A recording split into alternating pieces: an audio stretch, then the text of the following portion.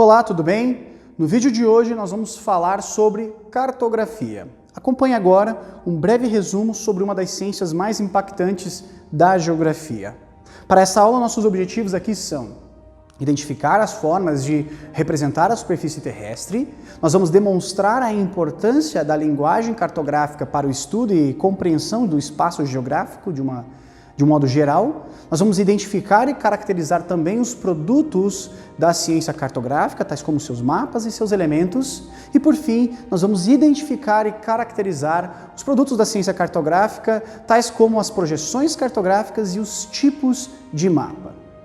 Mas antes, vamos aprender o que é cartografia de um modo geral. Cartografia, que é ao mesmo tempo uma ciência e uma arte, ela é a ciência responsável pela representação da realidade, contribuindo para a melhor compreensão do mundo. Entender o que é cartografia e todos os seus aspectos deste conteúdo é imprescindível para se sair muito bem nas questões de geografia nos vestibulares. Localizar-se e orientar-se no espaço sempre foi uma preocupação do ser humano. No início, era pela necessidade, por exemplo, de se buscar abrigo e comida. Atualmente, quando temos a necessidade de se chegar a um lugar desconhecido, basta você falar aquela frase ditas tantas vezes, como faço chegar na rua tal, ou pesquisar no GPS. A cartografia é a ciência responsável por pensar, elaborar e estudar os mapas de um modo geral. É importante ter em mente que existem múltiplas representações gráficas do planeta Terra, para cada qual ali adequada a uma situação diferente. Cabe destacar também que cada uma destas representações guarda a visão de quem a elaborou. Por exemplo, se você deitar o continente americano, virar o mapa do continente americano, representando ele de lado e contornar ele, você vai ver a figura de um pato. Portanto, é preciso identificar a representação mais adequada. Por exemplo, se o objetivo é localizar um país, o ideal é utilizar um atlas ou um globo terrestre. Já se o objetivo for localizar uma rua, o mais adequado é utilizar a planta de uma cidade. Nesse sentido, é importante compreender alguns aspectos relacionados à cartografia. O globo terrestre ele é dividido por um conjunto de linhas imaginárias que se cruzam e permitem que qualquer ponto da superfície terrestre seja localizado. Essas linhas determinam latitude e longitude, que em conjunto, somadas, elas são chamadas de coordenadas geográficas. A linha do Equador é o círculo máximo da esfera terrestre. Ele é traçado na horizontal, dividindo a Terra em dois lados, o hemisfério norte e o hemisfério sul. E é a partir daí, da linha do Equador, que se originam os paralelos, que à medida que se afastam tanto para o norte quanto para o sul, acabam por diminuir o seu diâmetro. Os paralelos são medidos em graus de distância em relação à linha do Equador. Esta distância é chamada de latitude e varia do zero na linha do Equador a 90 graus nos polos, tanto o norte quanto o sul. Mas, para localizar um ponto, não basta apenas saber a sua latitude. Por exemplo, quando falamos que um ponto se encontra na latitude 30 graus norte ou 30 graus sul, ao norte do Equador ou ao sul do Equador, encontraremos infinitos pontos à esquerda e direita, a leste e a oeste, pois um paralelo ele é um círculo paralelo à linha do Equador. Já a longitude é identificada a partir das linhas traçadas perpendicularmente aos paralelos, ou seja, são chamadas de meridianos. O meridiano zero é o meridiano de Greenwich, que divide a Terra em dois hemisférios, a oeste, o ocidental, e a leste, o oriental. É a partir deste meridiano que todos os outros são medidos de 15 em 15 graus, ou seja, existe o meridiano 15 graus, existe o meridiano 30 graus, 45, 60, até chegar ao meridiano 180 graus, tanto para leste quanto para oeste. A partir daí, qualquer ponto sobre a superfície terrestre é identificável, se fornecidos tanto a sua latitude quanto a sua longitude, coordenadas que são resultantes entre o cruzamento destas linhas imaginárias, os paralelos e os meridianos no caso. Os fusos horários, por exemplo, representam a mudança da hora à medida que mudamos de um lugar para o outro, o fuso de um fuso para o outro. Ao dividir os 360 graus da esfera terrestre por 24 horas, duração do movimento de rotação da Terra, temos como resultado 15 graus, ou seja, cada fuso horário também possui 15 graus. E cada um desses fusos possui uma hora dentro das 24 horas que a Terra necessita para o movimento de rotação. Todas as regiões que se encontram dentro de um mesmo fuso possuem o mesmo horário. Contudo, pelo fato dos fusos não considerarem as divisões políticas dos países ou administrativas, como por exemplo, países, cidades, estados, etc., foram feitas algumas adaptações para unificar o horário de uma mesma unidade política. Por exemplo, o Brasil. O Brasil, na teoria, teriam 4 fusos horários, mas se adotou oficialmente 3 somente. Para a representação em um plano de uma estrutura grande, como o Brasil, por exemplo, ou a Terra, é necessário que haja correspondência entre o tamanho real, as dimensões reais e a que seria representada no papel. Essas correspondências são feitas na cartografia pelo que eu e você conhecemos como escala. Escala expressa em números o quanto algo real foi reduzido para caber no papel, na tela de um computador ou de um celular, por exemplo. Falando em escala, a escala é considerada pequena quando elementos reais foram muito reduzidos, o que acontece quando se representa áreas muito grandes, e considerada grande quando os elementos reais não foram muito reduzidos, o que acontece quando, por sua vez, são representadas áreas pequenas. Por exemplo, localizar uma rua em um mapa-mundi é impossível, pois a escala de um mapa-mundi é pequena, seus elementos reais foram muito reduzidos para caber no papel.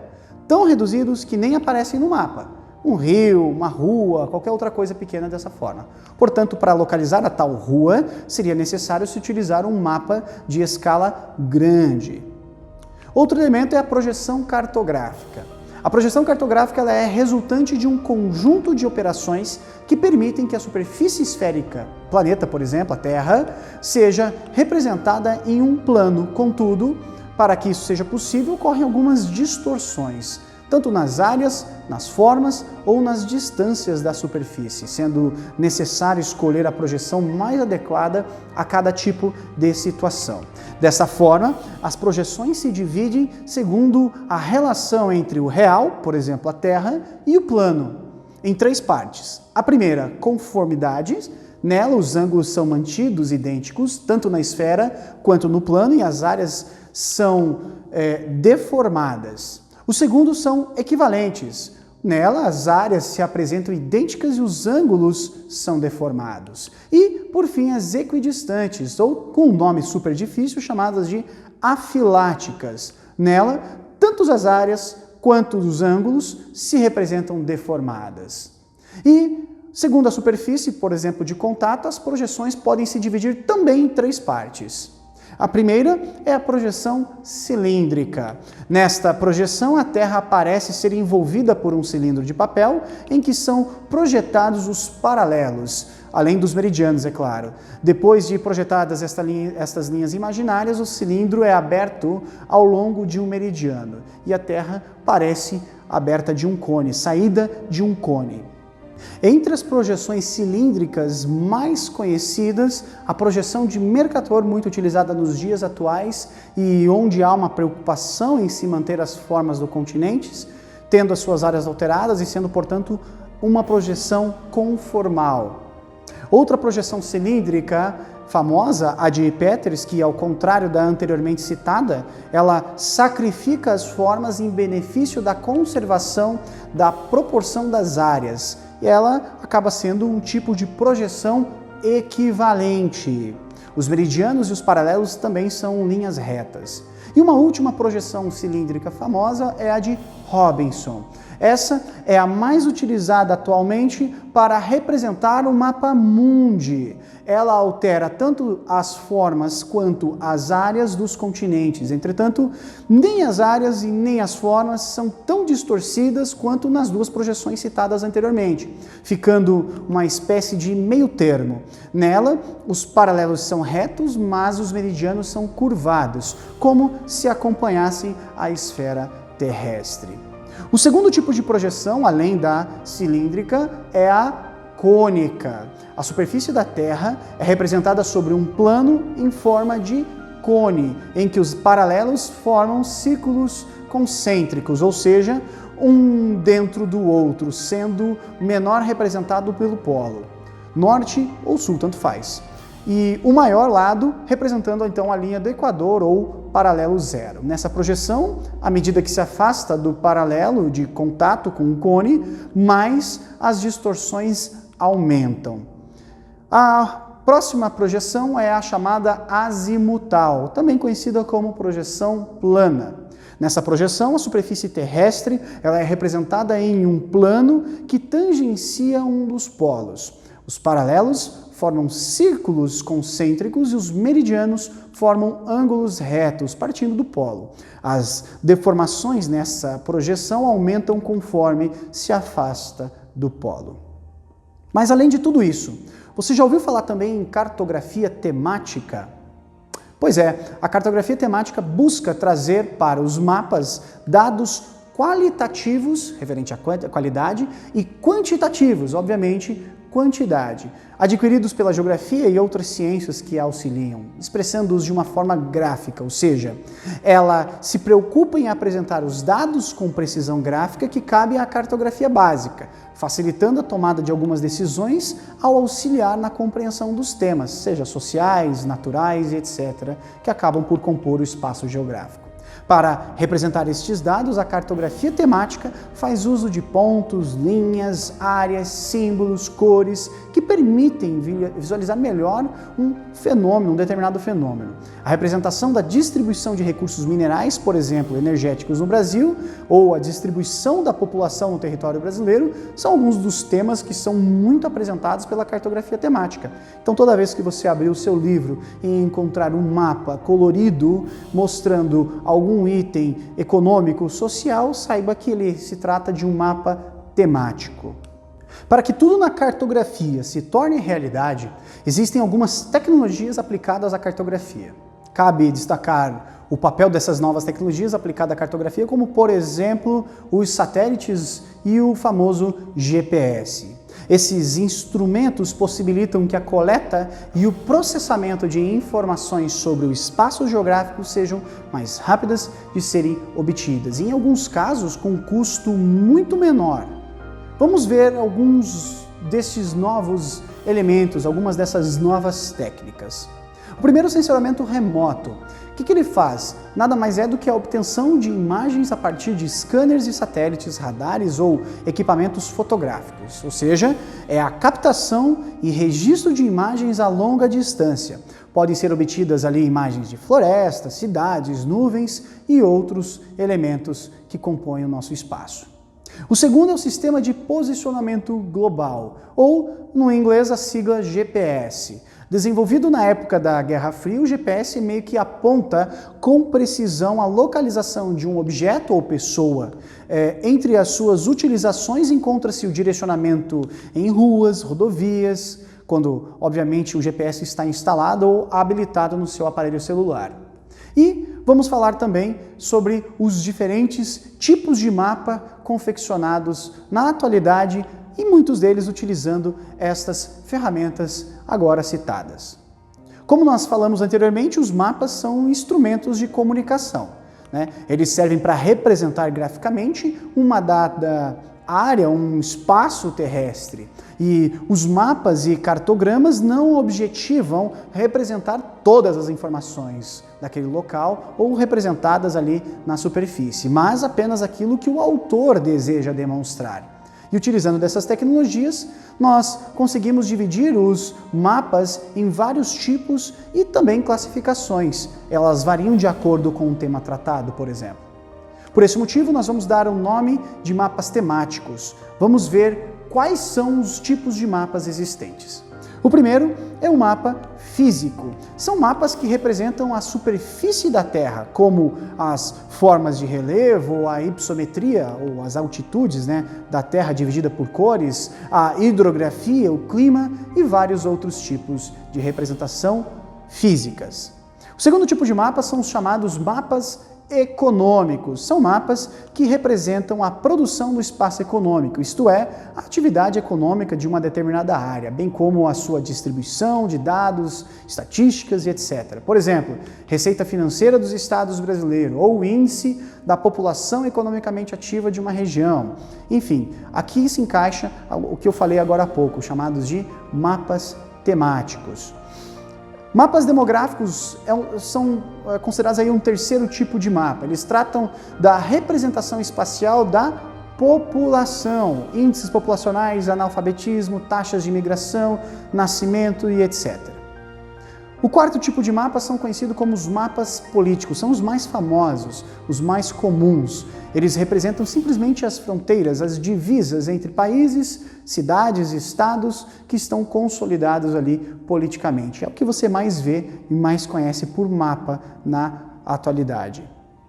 Outro tipo de mapa são os conhecidos mapas históricos. São mapas utilizados para representar algum acontecimento em algum período histórico, como, por exemplo, a colonização do Brasil ou um mapa da Segunda Guerra Mundial. E, por fim, o último mapa são conhecidos como os mapas estilizados. São mapas em que não há uma representação fiel das proporções das diferentes áreas do espaço geográfico, alterando as suas formas conforme as informações. Um exemplo disso é o mapa de projeção de anamorfose. Por fim, cabe a nós aprendermos também um pouquinho sobre as chamadas cartas topográficas. O que é uma carta topográfica? Uma carta topográfica nada mais é do que a representação em escala sobre um plano dos acidentes naturais e artificiais da superfície terrestre, de forma que se possa medir, mensurar, mostrando suas posições planimétricas e altimétricas. Então, por exemplo, um mapa que indica relevo, a altitude de determinados tipos de relevo ou até mesmo de construções humanas. A posição altimétrica ou relevo é normalmente determinada por curvas de nível, com as cotas referidas ali em relação ao nível do mar. Então, toda vez que você olhar um mapa de relevo de um determinado local, as medidas da legenda vão representar a sua relação para com o nível do mar. Assim, uma carta topográfica é um documento que representa de forma sistemática, geralmente ali em escalas em 1 para 100 mil ou 1 para 25 mil, a superfície terrestre por meio das projeções cartográficas. Note que as cartas topográficas não são mapas, embora guardem muitas semelhanças com o mapa em si. Ao contrário dos mapas, que representam certas porções bem definidas do espaço terrestre, cidades, estados, países, mares, qualquer coisa, os limites de uma carta topográfica são matemáticos, geralmente meridianos e paralelos. É elaborada então a carta topográfica a partir de um sistema conhecido como aerofotogrametria, que nada mais é do que a cobertura aérea fotográfica para fins de mapeamento de um determinado local. E ela acaba por marcar acidentes naturais, artificiais, como citei agora há pouco, onde elementos planimétricos, obras, e altimétricos, relevo, são geometricamente bem representados. Por exemplo, de bacias hidrográficas, ou apresentações de relevo, como eu disse agora há pouco. Para este conteúdo, para finalizar, nós aplicamos o princípio de soberania, princípio este que nos permite identificar o poder de Deus sobre a criação. Saber onde nós estamos nos permite saber para onde nós vamos e dentro disto perceber que os planos de Deus e seus projetos para nossas vidas, eles são constantes. A ciência cartográfica se mostra como uma das fundamentais para o desenvolvimento humano, mostrando a soberania do nosso Criador. Obrigado por assistir esse vídeo e até a próxima aula.